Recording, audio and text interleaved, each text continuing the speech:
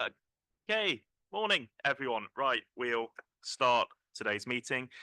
As you're hopefully all aware by now, my name is Councillor Harry Savon. I'm the chair of the Democratic Services Committee. Just to note, this morning we've had a small IT issue, so the meeting is not currently being live streamed, but it will be recorded and should be available for viewing after the meeting. I'm getting a nod to my left, so I take it that that's correct. Can I remind members that, as always, translation facilities are available, and for those of you attending via Zoom, please choose your language of choice. For those of you wishing to speak in the chamber, as usual, please raise your physical hand. For those of you attending remotely, you can use Zoom's raised hand function. Also, for those of you attending remotely, please note that members in the chamber will be unable to use Zoom's chat facility, so be mindful of that if you wish to use it.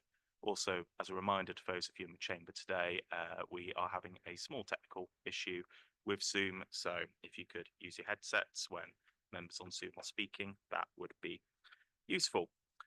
Committee members that are attending remotely are required to leave their camera on throughout the debate and when voting, as always, to maintain the integrity of our decision-making process. If you need to leave the meeting temporarily, please pop a message in the chat function so one of the Democratic Services team is aware, and then let us know when you return. As always, we expect everyone present and participating in the meeting to conduct themselves appropriately and be respectful to each other. As always, that applies to members, officers, and anyone in the public gallery.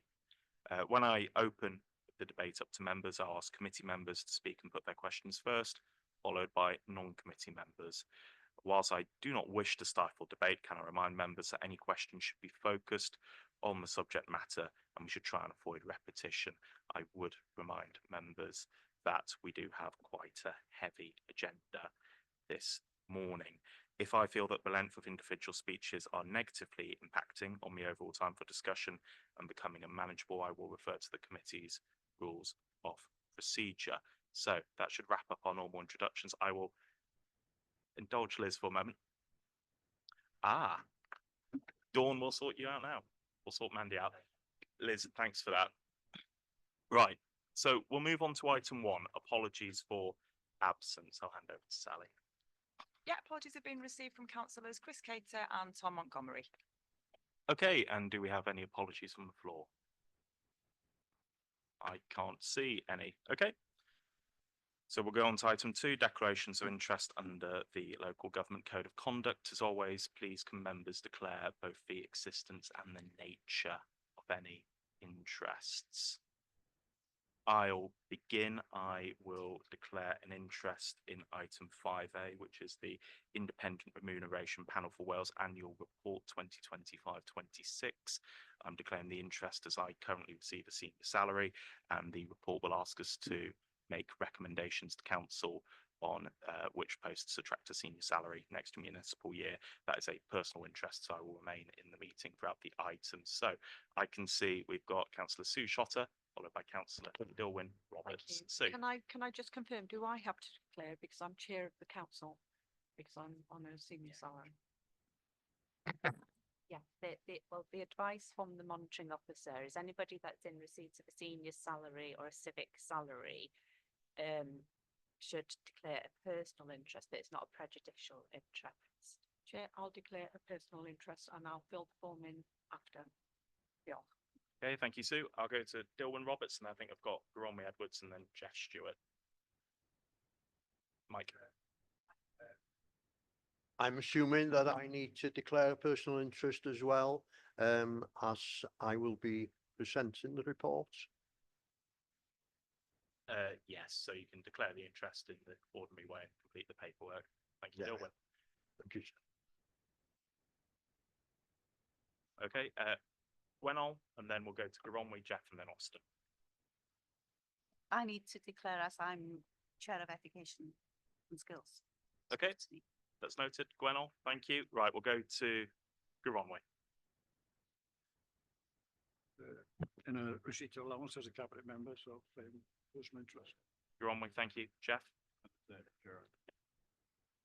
Okay, so that's the same from Councillor Jeff Stewart. Thank you. Austin?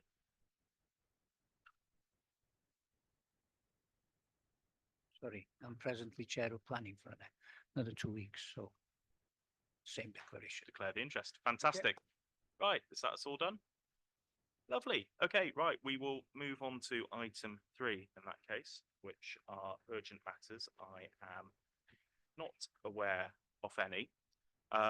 Now, before we move on to item 4A, there's just a matter I'll pick up. We don't have the minutes from the last meeting at this meeting, as it's a special meeting, so we wouldn't usually consider the minutes. Nonetheless, the minutes have gone through full council. There was a point touched on in the minutes where there was an issue raised at our meeting on the 9th of January around the appointment of representatives to national park authorities, and I think the minutes reflect that I would discuss this with the head of democratic services. I've had that discussion. I've also touched base with the cabinet member regarding this. So just be really clear around any issues around appointment of members to national park authorities. The 3 bits to bear in mind is that the appointments must be made in line with political balance requirements. Those are statutory, and that they're made in line with the protocol put in place by, in this case, the National Park Authority. The protocol states, and I'll read this because this is quite specific, in accordance with the legislation, the aim should be to give priority in selection to those councillors who have wards wholly or partly within the relevant national park boundary. Selection of councillors with electoral wards some distance away from the park should be avoided where possible. Account should also be taken for desirability of achieving equitable representation from across the park area. So I thought it'd be useful to bring this to the committee's attention in case it's of interest. It's not for discussion now. If members want to discuss it at a later date, you can get in touch with me, but I thought I would share that with you all at this stage. So that brings us on to item Thank you for picking that up. I'll just go to Councillor Cheryl Carlisle, who I believe is on Zoom, who would like to declare a personal interest. If you can pop your headsets on for this. Cheryl? Diolch, Chair. Just being able to log on now, declaring that I'm the chair of FROSC. So thank you. Okay, that is noted. Thank you, Cheryl. Okay, so we'll move on to item 4A. So this is our review of the overview and scrutiny function. So I'll hand over to our monitoring officer, Matt Georgiou, to take us through the details of the report, and then I'll say a little bit and then we'll have a debate on it, shall we? Matt? Yeah, thanks, Chair. So first of all, just briefly in terms of background and a summary of matters that have led up to this report coming before the committee today. Scrutiny self-assessment workshops were held in March last year, and then following feedback from those workshops, this committee made recommendations to council, and council agreed in December last year to formally review the council's overview and scrutiny arrangements, and that included establishing a working group of this committee on a politically representative basis, so that working group could essentially undertake the detailed work around reviewing the council's scrutiny function and then make recommendations back to this committee on how those arrangements might be improved. So this report is a result of that work. It's the outcome of that work, and it's then for this committee to consider those recommendations and then make recommendations on to council in respect of them on the 22nd of May.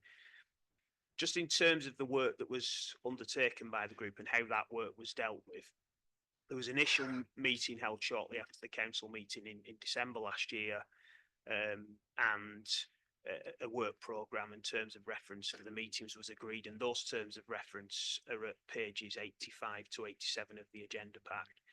And the work programme itself was based on consideration of particular themes that are explained at paragraph 3.3 of the report, and also set out in more detail at pages 88 to 92 of the agenda pack. And those things were arising from consideration really of all the relevant guidance and advice around scrutiny arrangements for principal councils. And the group then established an evidence base, and that was working from the WLGA self-assessment framework. And that included a stakeholder questionnaire, which was devised and based around those themes, with feedback then being sought from members and also from the strategic leadership team and from the senior management team. And the full questionnaire and the feedback is at pages 26 to 66 of the document pack. The evidence base included relevant documents relating to the WLJ framework, and also all of the council's protocols and processes in respect of its scrutiny function at the moment, and that's actually referred to in the report, pages 67 to 72. There's a table there, and you can see the evidence base is referred to at columns 8 and 9 of the table. In addition to all that information, there was a detailed discussion paper as well, and that was drafted in order to detail the allocation really of topics across Conway's present scrutiny structure over the past 12 months, and to compare that with potential alternative structures. Of course, a review of the scrutiny function is going to involve a review of the structure of that function, so that's what that paper's about, and that also forms part of the agenda pack. So that explains really how the working group has established its work programme and the evidence base for the work that it carried out.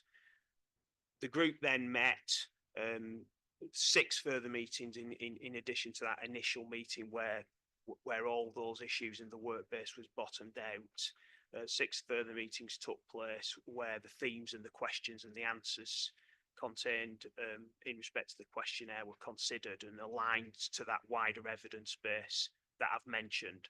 And then there was a RAG rating scored against all of those matters after a detailed discussion by the working group. And where that RAG rating was green, there weren't any specific recommendations that were deemed necessary for obvious reasons. But if it was amber or if it was red, there've been specific recommendations that have been made, and those are all set out at paragraph 2 of the report, of which there are 13 in total. Where the group felt that the position in terms of some of those themes and some of the answers to the questions in the questionnaire wasn't necessarily ideal, but there might not be, or there weren't specific recommendations that the group felt could usefully be made at that stage, those matters were scored yellow, being somewhere between green and amber. So maybe it's a RAG rating that we've looked at, and those matters could then usefully perhaps be kept under review, either for when there's a review of the changes that have been made to the scrutiny function, or in fact when there's a further overall review of the scrutiny function. So at pages 67 to 72 of the agenda pack, there's a table that really summarises the key work of the group, and I've just explained about that work, but it sets out the themes, it sets out the specific questions relating to each of those matters, and it also shows the RAG rating that's been applied in respect of that by the group, as well as the actions and recommendations from the group arising from that RAG rating. There is an additional recommendation, it's the last recommendation at paragraph 2, that the chair of the working group and of this committee has asked to be included in the report. And this is because the final meeting of the working group, which was reviewing the themes on evaluation and resources, was also reviewing a draft report to bring to this meeting. So there was quite a lot of business to consider at that meeting. So it ran over on time a little.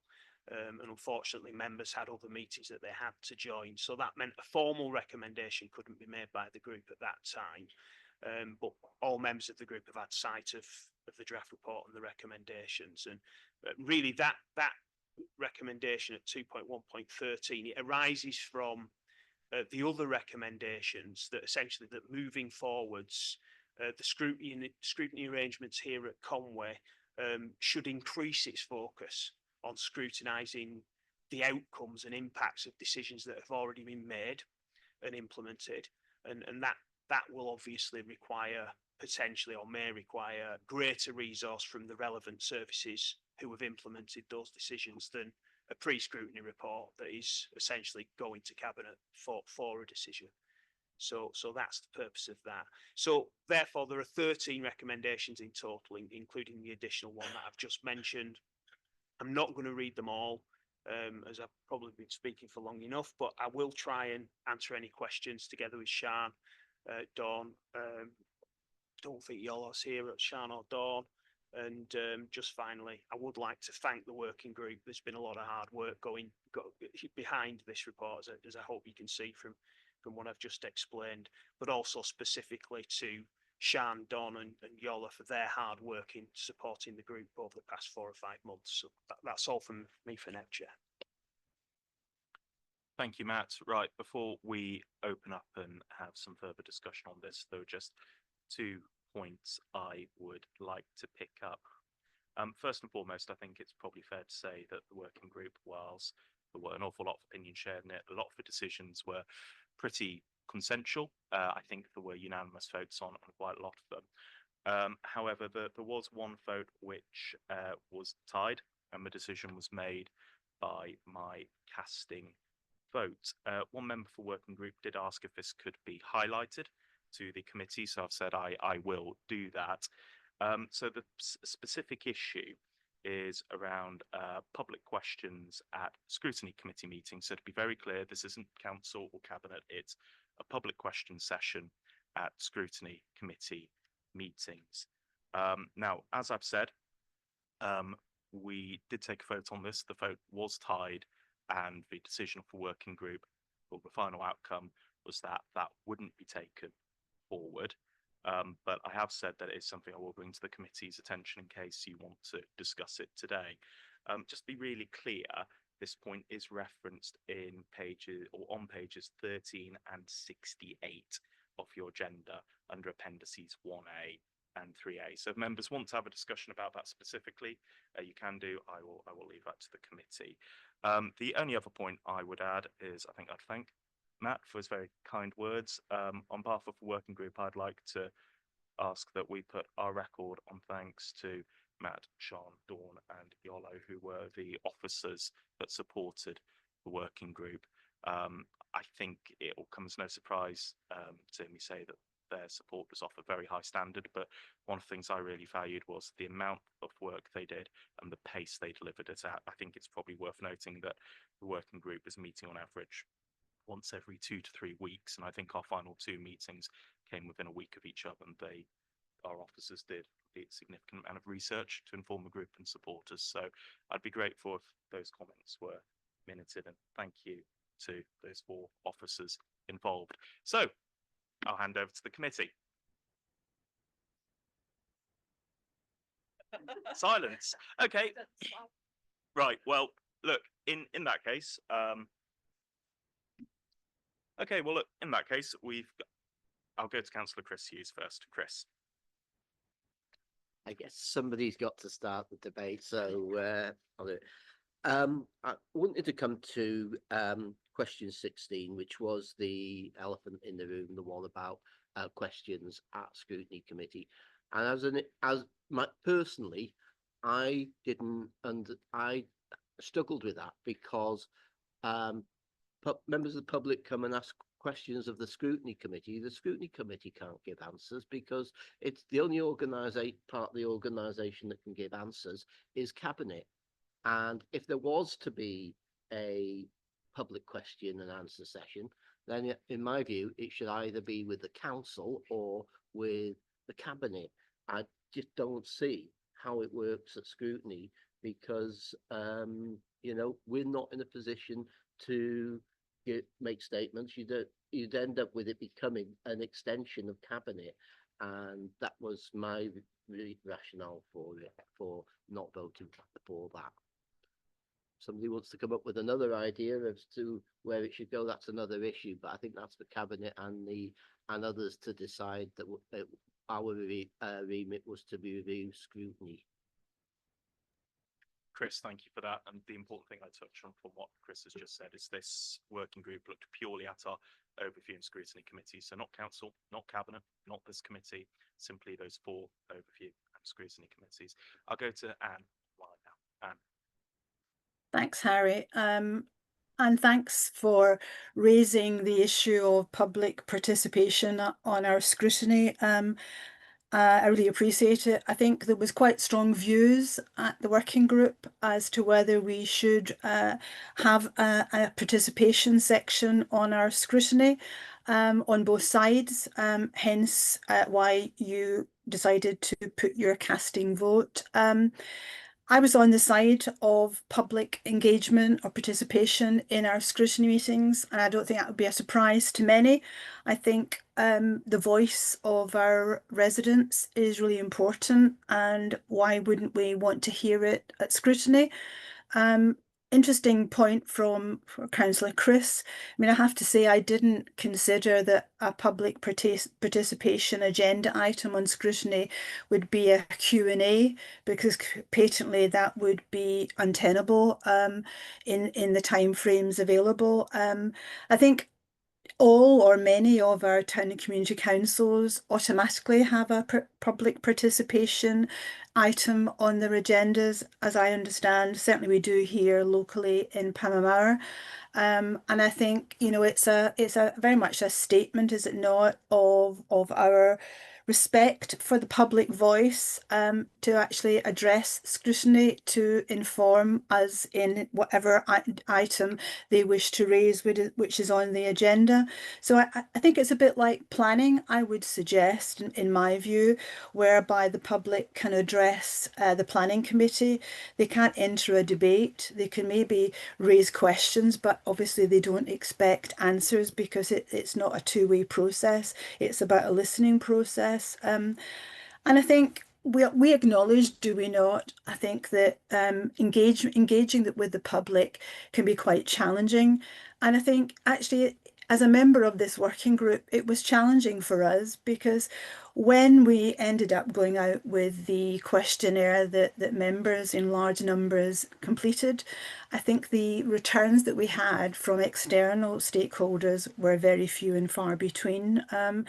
So I think, you know, it is an area where we need to continue to focus. And I think part of the problem is that either people just don't understand that they can have a voice, and obviously our protocols are written, so it's not that it's not there in black and white, but people just don't necessarily see it and understand it on a regular basis. So I'm quite for the fact that we should allow the agenda item of public participation for all the reasons I've talked about. And I would think it's not going to be that every meeting is going to actually have volunteers from the public to address us. And I would assume we would need to put some sort of protocols that are to complement what we've already, so that people understand what it was about.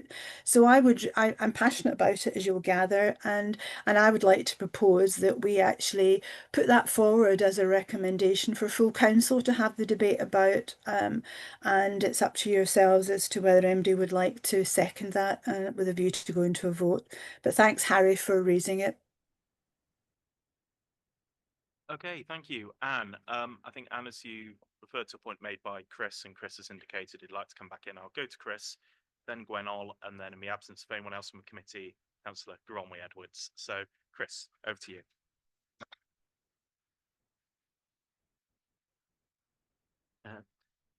We already have the ability for anyone that wants to come in and speak on any agenda item to come before us. If it's not on the agenda, we can't put it on the agenda, because standing orders made that clear. We can't take it urgent. We can't take additional items, can we, from the floor? But my point around this was not that to stifle debate. That debate or is already available at scrutiny. Members of the public can come in and speak on anything. This was, in my view, quite clearly put that do we allow questions from members of a question and answer session from members of the public, and I simply didn't understand how scrutiny committee members could provide the answers to those questions. Members, you know, I have no problem whatsoever with members coming and giving presentations to around agenda items that are in front of us and seeking to influence our decisions on them. That's absolutely part and parcel of the democratic process and always should be. But when you're talking about questions which could often be not even items on the agenda, it shows to me that the only people who are in a position to answer them are the senior officers within the department or the cabinet members. And I didn't want to see a cabinet member being a scrutiny meeting being taken over as an informal cabinet, effectively answering questions that we would never be in a position to answer. Our job is to hold cabinet to account, but not to answer questions on its behalf. Thank you, Chris. I think it might just be useful just to add a little bit of clarity, because you mentioned that, of course, items can't be raised on the floor at scrutiny committees, and that is within our constitution. I think it would also be a legal requirement, wouldn't it, that members of the public should have good notice of any issues being discussed. However, it's probably worth mentioning, just for clarity's sake, that members of the public can submit requests for items to be discussed at our scrutiny committees via topic selection form. And importantly, members of the public can also submit petitions. In the last few years, I'm aware, I've had petitions on Llandud No Library, the Welsh Government's default 20-mile-an-hour speed limit, bus services serving the community on the Grey Torm, and wind-blown sand in Llandudno. So there are ways for the public to get items onto our agenda. I think, as Chris touched on, there are ways for members of the public to register to participate in meetings and speak at our meetings and share their views. So I'll go to Gwenol and then you're on way. Gwenol. Diolch yn fawr, Gadeirydd. Gaina hefyd, fel un oedd yn rhan o'r grŵp gwaith, ddiolch i Dawn, Sian, Matt, Iolo ac i tithe Harry fel cadeirydd. Mi fuon ni'n gweithio'n galed iawn. Oedd y cyfarfodydd yn para 2 awr ac oedden ni'n trafod pob un eitem yn unigol ac yn fanwl iawn. Felly doedden ni mo hyd yn cytuno ac mi oedd wedi gryn benbleth dros ambell i gwestiwn. Gai gyfeirio'r aelodau at dudalen 42 a 43 o'r adroddiad. Mi wnaethon ni edrych ar cwestiwn 26 a 27 ar y cyd. Ynglŷn â di aelodau'n paratoi'n drylwyr ac yn cyfrannu'n adeiladol. A yn benna, mi wnaethon ni edrych ar y sylwadau gen aelodau yn fan hyn. Ac oedd yr sylwadau, chi'n gwybod, yn eitha negyddol yn fan hyn. Oedd yna rei'n cyhyddo, rhai cynghorwyr o ailadrodd eu hunain i fynd o ar y pwnc, a hefyd bod yna rei heb edrych ar yr adroddiadau cyn dod i'r cyfarfod, sydd yn gyhoeddiadau, chi'n gwybod, eitha llym, a mae o'n bryder hefyd os ydych chi'n cadeirio pwyllgor a dydy bobl ddim wedi paratoi'n drylwyr ar gyfer y pwyllgor yna. Felly, mae'n deud mewn coch yn yr adroddiad, chi'n gwybod, bod cadeirydd y pwyllgor craffu addysg a sgiliau wedi cytuno i dreialu gwneud pre-meet hefo aelodau'r pwyllgor yna. Wan fi ydy'r cadeirydd yna, a dyna pam mae o wedi cael ei gynnig oherwydd ro'n i'n rhan o'r pwyllgor, o'r grŵp weithio. Chi'n gwybod, fel cadeirydd ac is-gadeirydd, da ni'n cael y fraint o gael cyfarfod cyn cyfarfod hefo swyddogion. A mae yna lawer iawn o gwestiynau a thrafodaeth yn digwydd yn y cyfarfodydd yna, sydd yn wedyn yn anfantais i'r aelodau eraill, oherwydd doedden nhw ddim yn rhan o'r drafodaeth yna. Felly dyna ydy'r pwrpas yma'n hyn, ydy bod ni'n cael cyfarfod byr iawn hefo aelodau'r pwyllgor craffu i ni gael trafod y math o gwestiynau y dylid i gofyn yn y cyfarfod. Dydw i ddim wedi cael cyfle eto i drafod hyn hefo aelodau'r pwyllgor craffu addysg a sgiliau, a mae rhaid ni drio i wneud o mewn ffordd sydd ddim yn ychwanegu at lwyth gwaith unrhyw un. Felly, mi fyddai'n gobeithio y bydd aelodau'r pwyllgor craffu addysg a sgiliau rwan yn dod ata i, neu fyddai i'm dati nhw, ac yn trafod sut ydyn ni'n mynd i wneud hyn heb ychwanegu mwy o waith ar bobl. Ond dwi'n gobeithio bydd o wedyn yn gyfle i fwy o bobl gyfrannu i'r drafodaeth, oherwydd maen nhw wedi cael i paratoi'n well ar gyfer y cyfarfod. Felly dyna be di'r rheswm dros yr pwynt yna. Diolch yn fawr. Well, thank you for that. And I think I'd certainly hope that our other scrutiny chairs and vice chairs will be looking at the Education and Skills Committee to see how those meetings pan out when they're trialled. So Thank you for taking that forward. Right, I'll go to Councillor Gronwy Edwards next. Gronwy. Yeah, Chair, thank you for allowing me to speak. I'm not on the committee.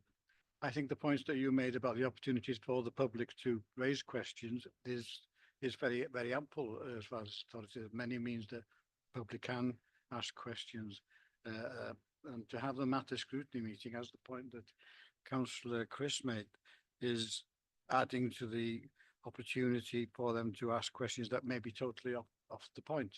And the scrutiny cannot give answers, as Chris quite rightly said, they are here as a scrutinising body. Now, I'm an elected member of Conway Town Council. I'm an elected member of Henry Community Council. And yes, public can ask questions at the end of those meetings, but Conway Council, such as Henry, are in a place to make decisions. Scrutiny committees are here to make recommendations. So I think it's inappropriate for questions to be asked of a scrutiny committee by the public and would only cause additional work for chairs in particular to try and manage that debate. And how do you keep it if a member of the public is not happy with whatever answer you make? How can you then stop that debate continuing into all sorts of areas? So I think the procedure we have in place gives ample opportunity for the public to contact either the council or the cabinet. You know, I have hundreds of emails from residents asking about questions that are in my role as cabinet member. So the public can ask questions at any time, and there's ample opportunity, as I said. Thank you. Gronwy, thank you for that. Right, do we have anyone else who'd like to come in? Anne. Yeah, I just finally like to come back. I mean, I let me just be clear. I don't want there to be a question and answer session on scrutiny. And my recollection of our working group was not about question and answer sessions at scrutiny. It was about public participation. I completely accept that we've got a petitions process and it seems to work. And I know we can have the public raising agenda items. I'm not so sure that's as successful, but that's only my intuition, because I don't think I've seen any published data that gives me any evidence to say that one way or another. But I think we do recognise that I suppose Welsh Government are actually asking us to drive participation, to drive engagement. And I've been a member since 2012, and I think I've only ever, from recollection, apart from planning, I've only ever seen once a member of the public come onto the podium and actually address the committee. And I think it was actually council, and I don't think it was even part of an agenda in interesting. So for me, I think it's an area of significant opportunity. And why wouldn't we want to hear, as scrutiny members, the voice of our residents on any item that's on the agenda? I don't think it's a question and answer session, as I said earlier. It's about an opportunity to speak and be heard on the topics that are raised on the agenda for that day. And I think it would be up to the committee members if they wanted to ask questions, to seek clarification from somebody who was talking or not. And therefore it would be our choice as to whether to go into further questions, but the questions would be from the members, not from the member of the public. So it would be all within our control. And I think as a group of us, and we want all to be modernising the way democracy works in Conway, why wouldn't we want to listen to our residents? Why wouldn't we want to give them the opportunity to speak? It would be up to them whether they would take that opportunity and do something with it. But I just don't understand why we wouldn't want to listen to our residents in this way when we're actually scrutinising some serious topics. Thanks, Chair. So obviously I've made the recommendation, and obviously I just remind members of that. Thanks. Thank you. I'll go to Councillor Tristan Lewis online. Members, remember headset for this. Tristan. Diolch yn fawr iawn. Ga i gytuno efo cynghorydd Gronwy. Chymod, y pwynt ydy, da ni yma i graffu, a ma nifer fawr o'r pwyllgorau yma yn para am oriau beth bynnag. Mae gennym ni lwyth gwaith sylweddol beth bynnag. Hynny yw, dyna dim pwrpas ni fel cynghorwyr i siarad ac i eiriol ar ran y trigolion yn y wardiau ni. Ni sydd allan, ni sydd ar y ffas fel tai, a felly ni di'r cyfryngau mewn pwyllgorau i roed barn y bobl a barn ni'n hunin gobeithio wrth bwyso a mesur be ma trigolion yn ddeud. Wedyn dwi ddim yn gweld pwrpas, hynny yw, mae yna gymaint o wahanol ffyrdd feder y cyhoedd gysylltu, ac mae'n ddibwynt mewn gwirionedd agor y drafodaeth mewn pwyllgorau craffu, lle dyn ni'n aml iawn yn mynd rownd mewn cylchoedd di-baid mewn pwyllgorau craffu beth bynnag, fel ddedodd cynghorydd Gwennol, cynghorwyr sydd ddim yn paratoi, felly dyn ni'n malu awyr yn mynd rownd mewn cylchoedd. Felly mae'r system yn hynny yw, dydy ddim yn berffaith, ond dyna di pwrpas pwyllgor craffu. Wedyn dwi'n cytuno efo'r cynghorydd Gronwy. Diolch yn fawr.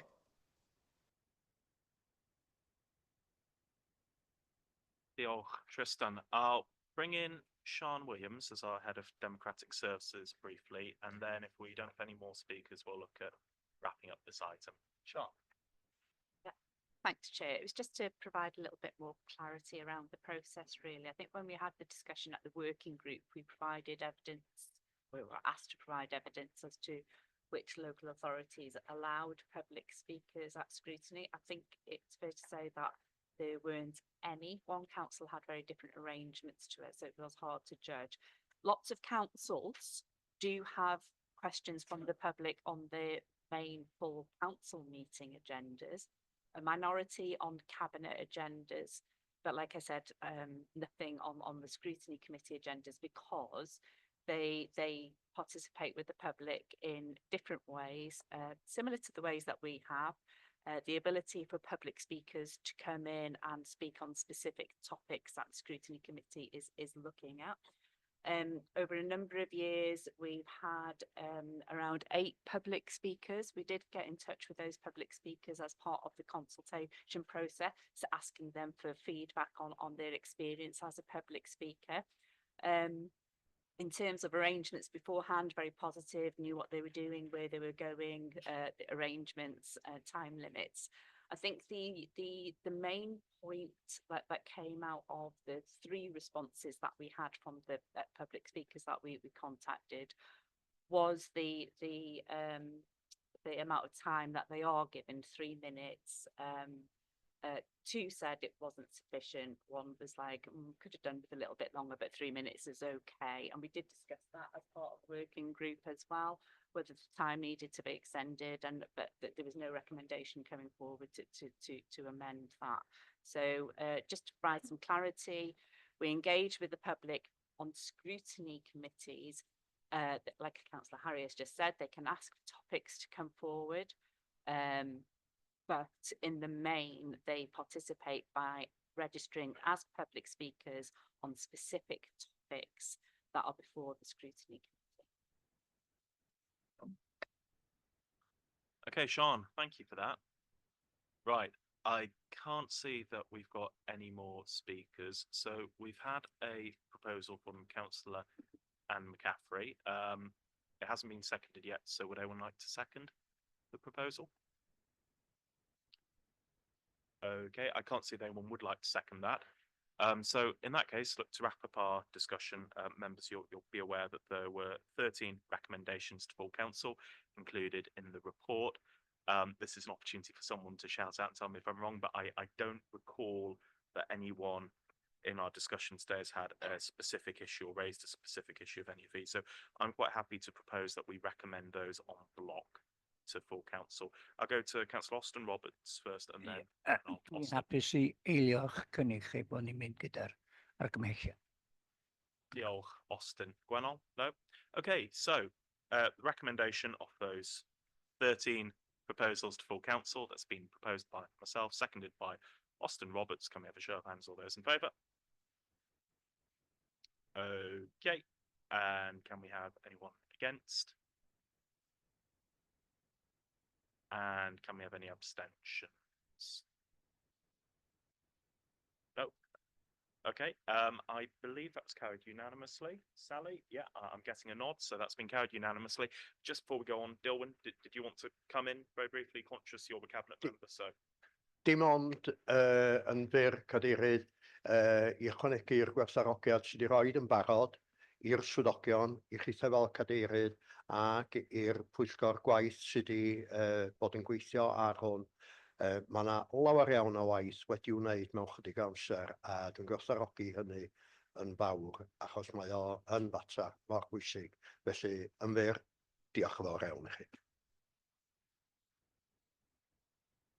Thank you, Dilwyn. Right, this brings us on to our next item. So this is our electoral review programme item. I'll hand over to Sian Williams, our head of Democratic Services, who will be taking us through the detail on this report. Sian.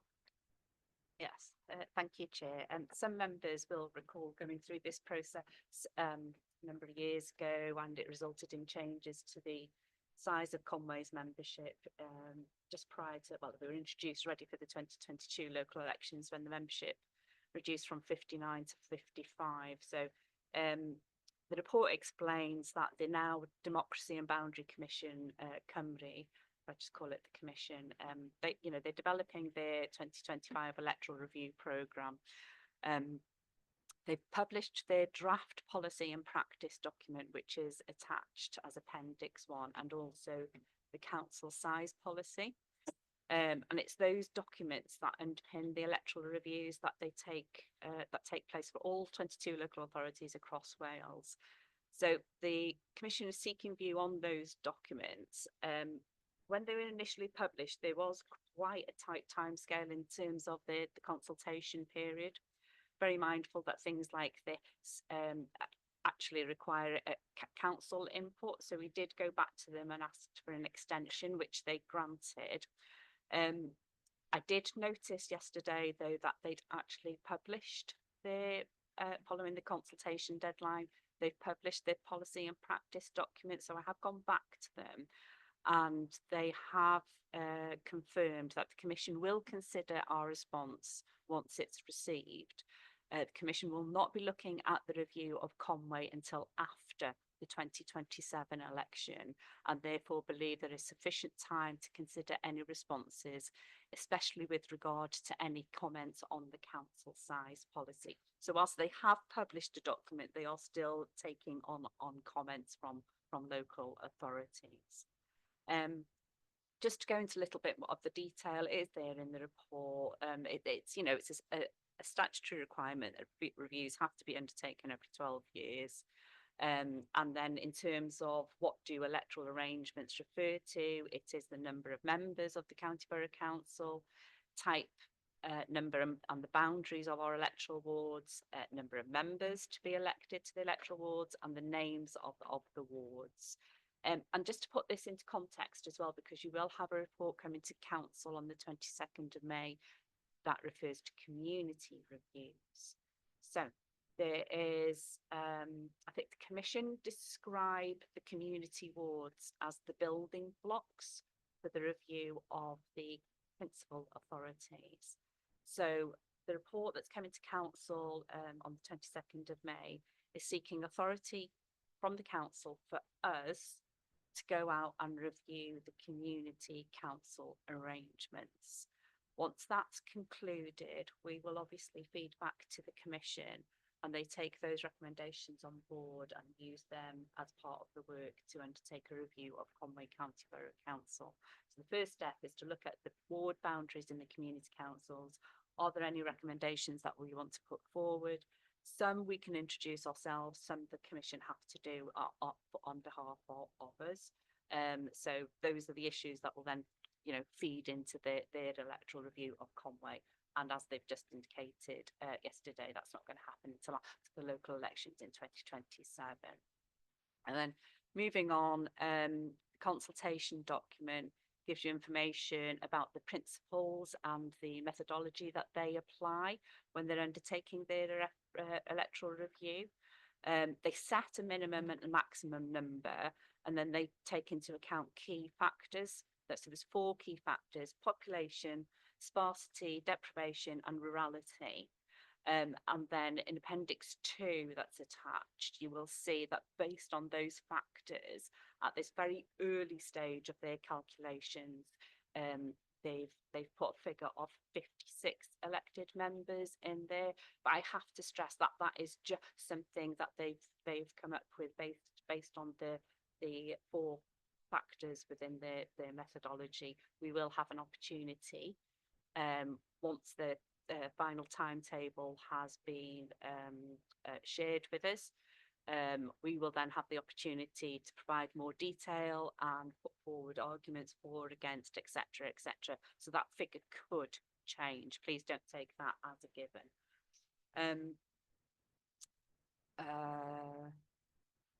Yeah, so moving on to some of the work that we've done just to prepare for this. So the initial consultation, which they are still taking feedback on, they are asking councils to respond to the council size policy, and they wanted us to use a response template to capture that information. So as officers, we've done some work, and it's included as Appendix 3. Members do have the opportunity either now or before it goes to council on 22nd May to give us some feedback. What else do you want us to include? But it is very much just, you know, what are your governance arrangements? How do you work as a council? So we've provided the factual information. Whether you want to expand on anything else, then please let us know. And then obviously informing that information is the projected electorate figures over a 5-year period. So we've attached that as Appendix 4. One of the appendices, I think it's 4A, is the methodology of how we've come to those projected figures, and we've worked with colleagues in James Harlan's team, etc. So it's thanks to them for coming up with those projections.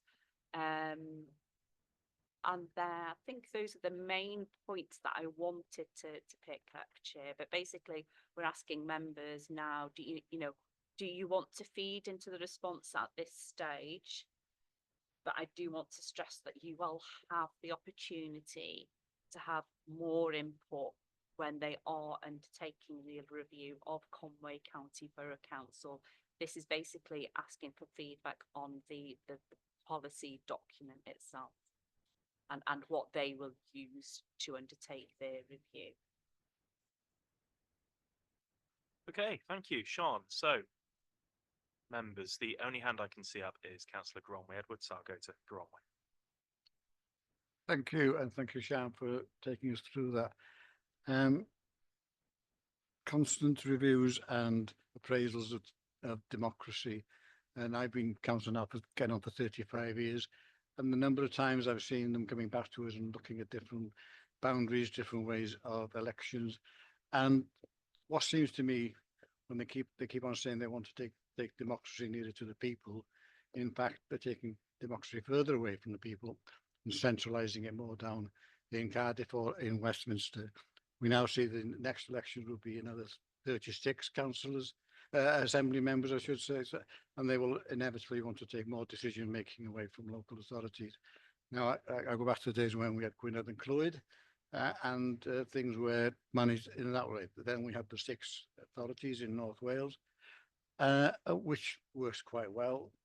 But during that period, we've seen more and more decisions taken centrally. Most of the things we do are now either statutory or mandatory. So of our budget, the Conway gets, the discretionary element is minuscule, basically. Most of the decision-making process have already been taken off it. And now to relook at the boundaries again and say, right, we're going to review the way we vote. They brought in PR voting and everything else. As an independent, the opportunity for any independent standing for county or for the assembly in future is almost non-existent, because the methodology they brought into place means that it's almost impossible for an independent candidate to cover the vast areas that the new constituencies look like. So I think whilst they say they want the power to go nearer to the people, it's the complete opposite is what is happening. And certainly they've set up the CJCs as another threat to local democracies. They will be regionalising power more, and the 6 authorities in North Wales. So we are going away from democracy, in my opinion, and just, as usual, either government or civil servants trying to micromanage things in their favour. That's my opinion. Gronwy, thank you for that. I'll go to Councillor Paul Leacock next. Yeah, my concern about whatever arrangements are finally made is that it actually maximizes the vote. And my real concern, and it does build on some of what Gronwy was saying, is that we know for the Senate elections, we've never managed to get 50% of the electorate. I think the highest turnout was 46% for the Senate over all that period. And locally, in individual wards, we rarely get 50% of the electorate voting in a local government election in a ward. And I think that's the real worry, that sort of voter apathy, I would call it. And so I'm not sure how much influence we will have over these new arrangements, but it does seem to me that the real focus should be on, whatever the arrangements are, how do we encourage and maximize people actually voting? That's the key task, I would argue. Okay, Paul, thank you. I'll go to Councillor Chris Brockley online, and members, you will need your headset for this. Chris. Thank you, Chair. I mean, I take on board Gronwy's statement, but I don't see that reflected within this piece of work that's being presented before us, and for our, the methodology that we're here to comment on. I also take on board what Paul's saying, but again, that isn't part of the document that we've been asked to comment on either. I've gone through the document, I've looked at the methodology. I mean, they're far cleverer people than I. I can't see anything in there that I could, objectively comment on myself. They've got their own figures and statistics and all the other bits and pieces. It was interesting that they've moved us down from 59 to 55 and are now recommending 56. But again, this is a methodology statement document rather than an actual in-depth focus. And as Sean said, the Conway piece will come out and that'll show us where they're proposing the 56th member would be if we agree or don't agree. So, as far as the comments that have been made so far, I don't think they're relevant to this particular document. I do take on board what Paul's saying and, engagement, but again, engagement's part of our remit here, and it's one of Conway's mission statements. It was tied within the previous item. Is it the previous item or is it this one? Yeah, the scrutiny, where we'll be informing the general public more about scrutiny and the elements that come in there. So I think Paul's part was addressed in the previous item, and I don't think Gronwy's, whilst I take on board what you're saying with your larger thought process, I don't think it's reflected within this particular document. So I propose we accept this, and as it is, I don't have any particular comment here that can add to that document. So yeah, that's my input on this piece. Thank you very much, Chair. Thank you for that, Chris. So just to be really clear, you were proposing that we recommend the draft as it currently is to full council. Yeah, and wait for the detailed piece of work when it comes in. Excellent. Okay, thank you for that. Sorry, right. Is there anyone else who'd like to come in? Sean. I just wanted to say I do have concerns that Conway is not recognised as a key strategic town for the holidaymakers and the visitors that we bring. Tourism's coming up on further reports along the way, and to not recognise it at all as one of the strategic towns for the county, I just thought I would bring it up. Thanks.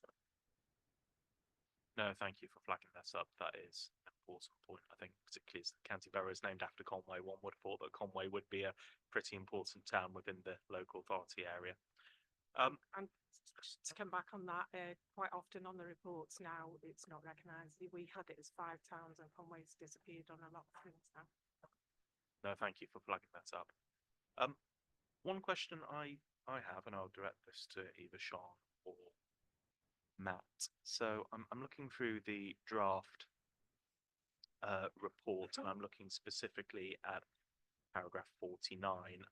The Commission considers that it is not desirable to have more than 4 elected members per ward in a first past the post electoral system, since this may dilute accountability to the electorate to an excessive degree. Furthermore, an election is increasingly difficult for electoral administrators and returning officers to administer where there are more than 4 members per ward. Accordingly, the Commission will not recommend any new multi-member wards with more than 4 members other than in exceptional circumstances. But the bit I'm most keen to touch on is that first bit about having more than 4 members per ward in a first past the post system can dilute accountability to the electorate. Now, obviously, we'd be looking at the Conway specific review post the next local government elections in 2027. Now, I'm sure I'll be correct if I've got my understanding of the time frames wrong here, but if we chose as an authority to adopt STV at a later date, potentially for the 2032 local government election, which this document would cover, that will require us to have electoral wards of 4 to 6 members, won't it? So I'd be interested to know why having more than 4 members per ward in the first past the post electoral system dilutes accountability, but it doesn't seem to in an STV system. I don't know if anyone who's a professional who understands the stuff better than me has any comments, or whether this is something we can pick up. I'll go to Sean Wiggins. I'm desperately trying to recall the discussion we had when we were considering whether to move to STV or not, and I'm afraid I can't recollect the detail. Sorry, Councillor Harry. No problem. Members, anything else? I can't see anyone else would like to come in. So we've had a proposal from Councillor Chris Brockley, which is that we go for recommendation to full council. I'm happy to second that. So can we have a show of hands, all those in favour? Okay. Anyone against? And any abstentions? No, that should be carried unanimously. Okay, members, thank you for that. So this brings us to our final item. So this is the IRPW's annual report for 2025-26. So this item will be introduced and we'll go through details with Sean Williams. So I'll hand over to Sean. Yes, thank you, Chair. Committee will remember the draft report coming before them. I think it was in November time. And commenting on those draft recommendations at that point.